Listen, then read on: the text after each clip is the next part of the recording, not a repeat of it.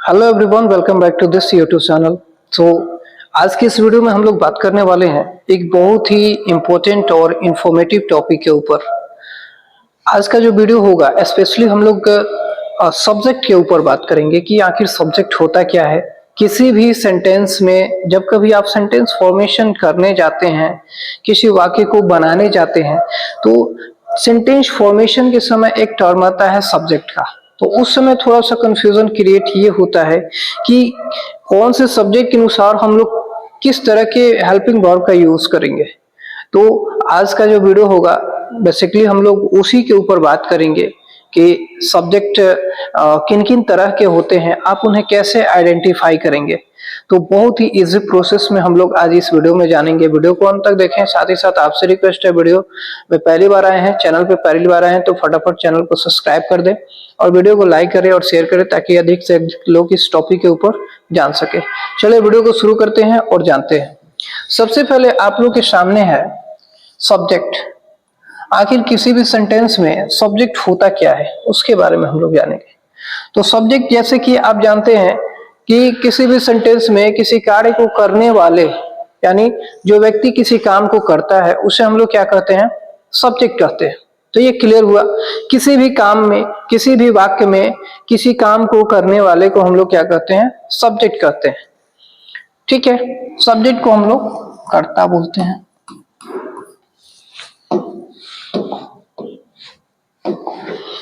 ठीक है, तो doer of any action in a sentence, किसी भी सेंटेंस में कोई भी एक्शन करने वाला है, कार्य करने वाले को हम लोग क्या कहते हैं, सब्जेक्ट कहते हैं। तो कोई किसी भी सेंटेंस में क्या होता है, हम लोग को थ्री टर्म देखने को मिलता है। पहला तो आप लोग जानते हैं कि सब्जेक्ट देखने को मिलता है, किसी भी सेंटेंस में सब्जेक्ट होता है। उसके बाद आपको वर्ब देखने को जरूर मिलेगा। उसके बाद लास्ट में जो हम लोग को मिलता है वो मिलता है ऑब्जेक्ट। तो कार्य जो करने वाला होता है उसे हम लोग क्या कहते हैं, सब्जेक्ट कहते हैं। यह क्लियर हुआ। और वर्ब तो आप लोग जानते हैं, वर्ब क्या होता है, हम लोग के द्वारा जो भी कार्य किया जाता है, ठीक है, वो क्या होता है, वर्ब होता है। तो वर्ब बेसिकली दो होते हैं, एक आप लोग जानते हैं हेल्पिंग वर्ब और दूसरा मेन वर्ब। तो हेल्पिंग वर्ब क्या होता है, जो मुख्य क्रिया की सहायता करता है। किसी भी सेंटेंस फॉर्मेशन में जो मुख्य क्रिया की सहायता करता है वो हमारा क्या कहलाता है, हेल्पिंग वर्ब कहलाता है। लेकिन मेन वर्ब क्या होता है, मेन वर्ब जो हम लोग के द्वारा कोई भी काम किया जाता है, जैसे हंसना, खेलना, रोना, पढ़ना, गाना, टहलना, नाचना, ये जितने भी हम लोग के द्वारा एक्शन किए जाते हैं सारे क्या होते हैं, मेन वर्ब होते हैं। तो आपका वर्ब कंसेप्ट क्लियर हुआ। ऑब्जेक्ट यानी ये सब्जेक्ट जो काम करता है उसका जो असर पड़ता है वही क्या कहलाता है, ऑब्जेक्ट कहलाता है। यानी कार्य करने का असर जिस पर पड़े, है ना। अगर मैं खेल रहा हूं तो क्या खेल रहा हूं, क्रिकेट खेल रहा हूं।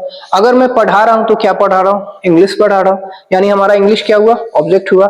मैं क्या खेल रहा हूं, क्रिकेट खेल रहा हूं, तो क्रिकेट हमारा क्या हुआ, ऑब्जेक्ट हुआ। ठीक है, तो कुछ सेंटेंस है इसके अनुसार आप देखें, जैसे आई प्ले क्रिकेट। तो क्रिकेट जो खेलने का काम कर रहा है कौन कर रहा है, मैं कर रहा हूं। तो मैं क्या हुआ, सब्जेक्ट हुए। ठीक है, खेलना एक एक्शन है, एक कार्य है, तो ये तो हमारा मेन वर्ब हो जाएगा, है ना। और ये जो खेल रहे हैं, क्या खेल रहे हैं, तो क्रिकेट खेल रहे हैं, तो ये क्रिकेट हमारा क्या हो जाएगा, ऑब्जेक्ट हो जाएगा। वैसे ही रीड्स बुक, वह किताब पढ़ता है, तो ही यानी वह क्या हो जाएगा, सब्जेक्ट हो जाएगा। ये पढ़ने का काम कर रहा है तो ये पढ़ना हमारा क्या हो गया, मेन वर्ब हो गया। ठीक है, और ये क्या पढ़ रहा है, तो बुक पढ़ रहा है, किताब पढ़ रहा है, तो किताब हमारा क्या हो जाएगा, ऑब्जेक्ट हो जाएगा। तो आप सेंटेंस में ऐसे सब्जेक्ट, वर्ब और ऑब्जेक्ट को आइडेंटिफाई कर सकते हैं। ठीक है, आप कुछ नोट्स देख लें। आप अगर किसी वाक्य में दो वर्ब है, ठीक है, अगर किसी वाक्य में आपको दो वर्ब दिखे तो एक हेल्पिंग वर्ब होता है उसमें, ठीक है, और एक जो होता है क्या होता है, मेन वर्ब होता है। एक हेल्पिंग वर्ब आपको देखने को मिलेगा और दूसरा क्या, एक मेन वर्ब देखने को मिलेगा। ठीक है, नेक्स्ट,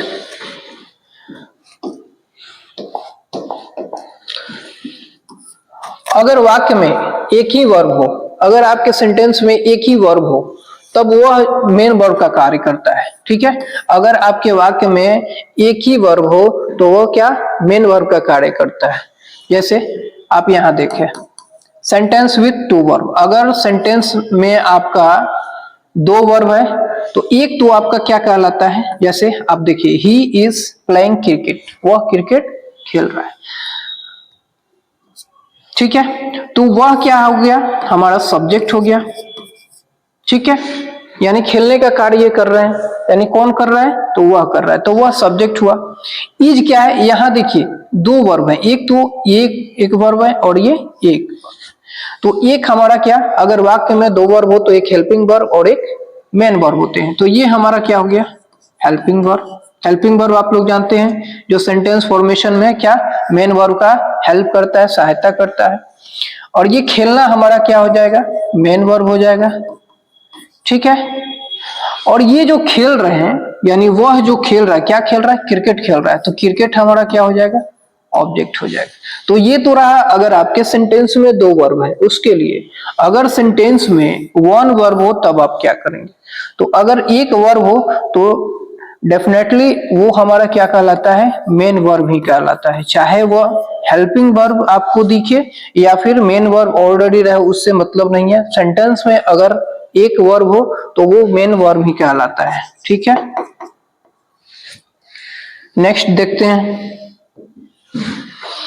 अब चलिए, अब सब्जेक्ट हम लोग जानते हैं, सब्जेक्ट जो होते हैं वो कितने तरह के, सब्जेक्ट तो आप लोग जान गए सब्जेक्ट क्या होता है। अब सब्जेक्ट जो होते हैं वो कितने तरह के होते हैं, तो सब्जेक्ट हमारा दो होता है, एक तो होता है सिंगुलर सब्जेक्ट और दूसरा प्लूरल सब्जेक्ट, ठीक है। तो सिंगुलर क्या होता है और प्लूरल क्या होता है, इसको हम लोग देखते हैं। तो सिंगुलर, जिससे किसी एक व्यक्ति या वस्तु का बोध हो, जिससे किसी एक व्यक्ति या वस्तु का बोध हो, वो क्या कहलाता है, सिंगुलर कहलाता है। जैसे पेन, पेन कहने का मतलब एक कलम, राम कहने का मतलब एक व्यक्ति, ठीक है। वैसे ही प्लूरल की अगर हम लोग बात करें, जिससे एक से ज्यादा व्यक्ति या वस्तु का बोध हो, ठीक है। अगर मैं पेन बोलूं तो एक, अगर पेन्स बोल दूं तो एक से ज्यादा कलम, अगर मैं राम बोलूं तो एक आदमी, अगर मैं राम एंड श्याम बोलूं तो एक से ज्यादा व्यक्ति का बोध यहां हो रहा है। तो ये हमारा प्लूरल और ये सिंगुलर। आप लोग यहां ध्यान देंगे, मुख्य रूप से नाउन और प्रोनाउन किसी वाक्य में सिंगुलर और प्लूरल के रूप में काम करते हैं। तो नाउन और प्रोनाउन जो होते हैं वो क्या किसी भी सेंटेंस में या तो सिंगुलर के रूप में सब्जेक्ट के लिए आते हैं या फिर प्लूरल के रूप में सब्जेक्ट के लिए आते हैं, ठीक है। तो कैसे आते हैं देखते हैं, आपके सामने है। अगर हम लोग नाउन सब्जेक्ट की बात करें तो नाउन सब्जेक्ट में सिंगुलर और प्लूरल के फॉर्म में आप क्या क्या देखते हैं, तो सिंगुलर के फॉर्म में नाउन सब्जेक्ट हमारा क्या हो जाएगा, कोई एक आदमी का नाम हो सकता है, कोई एक व्यक्ति हो सकता है, स्थान हो सकता है, एनिमल हो सकता है, बर्ड्स हो सकता है, या फिर कोई भी ऐसा नाम जो एक हो, है ना, सिंगुलर हो, वो हमारा क्या सब्जेक्ट होता है, यानी नाउन सब्जेक्ट होता है। नाउन में सिंगुलर सब्जेक्ट, ठीक है। जैसे मोहन बोले तो एक व्यक्ति, सीता बोले एक व्यक्ति, पटना एक स्थान, डॉग बोले एक कुत्ते का, एक बिल्ली का, ठीक है। वहीं अगर प्लूरल सब्जेक्ट की हम लोग बात करें नाउन में, तो नाउन में प्लूरल सब्जेक्ट इसके जस्ट अपोजिट आप कर दीजिए, यानी एक से ज्यादा व्यक्ति वस्तु स्थान का अगर बोध हो रहा है तो वो हमारा क्या प्लूरल सब्जेक्ट के अंतर्गत आते हैं। तो नाउन सब्जेक्ट जो होते हैं सिंगुलर, नाउन में भी सिंगुलर सब्जेक्ट होते हैं और प्लूरल सब्जेक्ट होते हैं। वैसे ही हम लोग बात करें प्रोनाउन सब्जेक्ट की, तो प्रोनाउन में भी क्या होते हैं, एक सिंगुलर सब्जेक्ट होते हैं और एक प्लूरल सब्जेक्ट होते हैं। जैसे आप लोग देख रहे हैं, प्रोनाउन में सिंगुलर सब्जेक्ट क्या, मैं, एक व्यक्ति क्या बोध हो रहा है, वह, ही, किसी पुरुष के लिए हम लोग ही का यूज करते हैं, यानी एक व्यक्ति क्या बोध हो रहा है, सी, किसी स्त्री, एक व्यक्ति का, इट, इसका यूज हम लोग छोटे छोटे जीव जंतुओं के नामों के साथ हम लोग करते हैं। साथ ही साथ दिस, यह, दैट, वह, ठीक है। तो दिस जो होता है, आप लोग आगे वीडियोस मिलेंगे आपको, दिस जो होता है किसी नजदीक के वस्तु को हम लोग इंडिकेट करने के लिए, निर्देशित करने के लिए हम लोग दिस का यूज करते हैं। वहीं दैट का यूज की अगर हम लोग बात करें तो दूर स्थित किसी व्यक्ति को, किसी वस्तु को इंडिकेट करने के लिए दैट का यूज करते हैं, यानी कौन से व्यक्ति वस्तु जो क्या हो, सिंगुलर हो, उसे इंडिकेट करने के लिए दिस या दैट का यूज करते हैं, ठीक है। वहीं अगर हम लोग बात करें, अगर बोले राम का भाई यानी राम्स ब्रदर, राम का भाई, एक व्यक्ति का बोध हो रहा है। हिज फ्रेंड, उसका दोस्त, एक व्यक्ति का बोध हो रहा है। माई फ्रेंड, मेरा दोस्त, एक व्यक्ति का बोध हो रहा है। वहीं अगर हम लोग प्रोनाउन प्लूरल सब्जेक्ट की बात करें तो वी मीन्स क्या होता है, हम लोग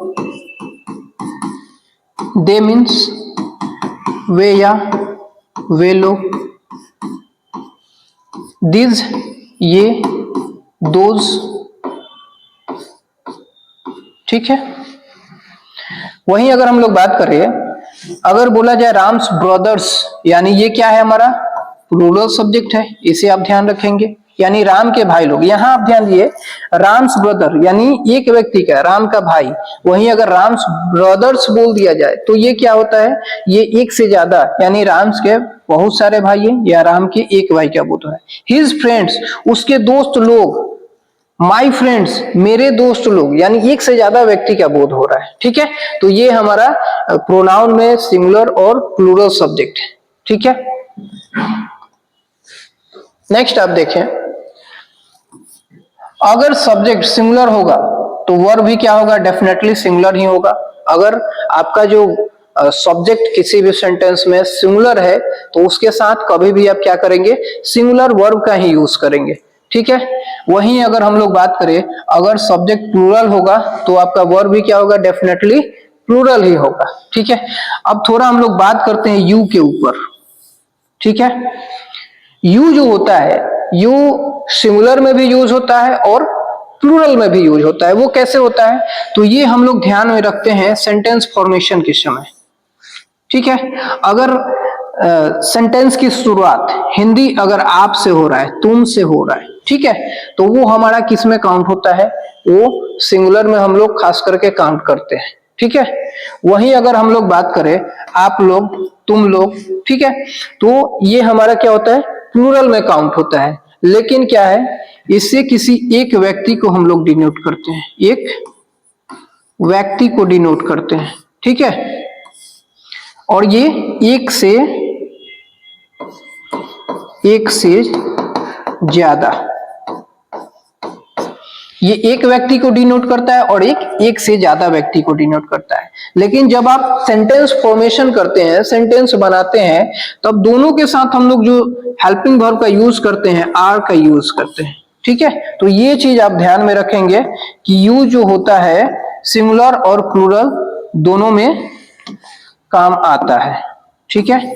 और इसका हेल्पिंग वर्ब, इसके साथ हम लोग आर का यूज करते हैं। तो आगे आप लोग को इस पर आधारित, इस सब्जेक्ट के पर आधारित बहुत सारे सेंटेंसेस देखने को मिलेंगे।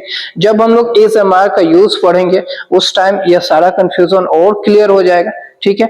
तो चलिए, आशा करते हैं आपको यह वीडियो अच्छा लगा होगा। यह वीडियो आपको कैसा लगा हमें कमेंट बॉक्स में जरूर बताएं, और ऐसे ही बेहतर वीडियो देखने के लिए आप हमारे इस चैनल से जुड़े रहें, चैनल को सब्सक्राइब करें, वीडियो को शेयर करें ताकि अधिक से अधिक लोगों के पास ये वीडियो पहुंचे। चलिए मिलते हैं नेक्स्ट वीडियो में, तब तक के लिए